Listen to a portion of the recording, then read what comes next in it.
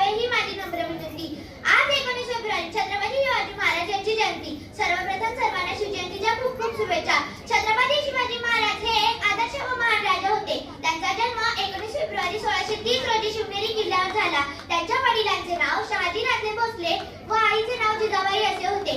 शिवाजी राजे लहानपणापासूनच अत्यंत हुशार व चाणक्य बुद्धीचे होते। त्यांना माता जिजाऊंकडून उत्तम संस्कार व पिता शहाजी राजांकडून शौर्याचा वारसा मिळाला।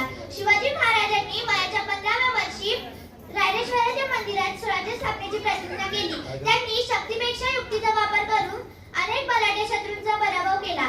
अनेक गड व किल्ले जिंकले। त्यांनी छत्रपती 6 जून 1674 रोजी शिवरायांचा राज्याभिषेक झाला। रयतेला न्यायप्रिय राजा मिळाला। त्यांनी सर्वांना समान न्याय दिला। स्त्रियांचा आदर केला व गरीब जनतेला सुखी केले। राजे तुम्हीच अस्मिता, तुम्हीच महाराष्ट्राची शान।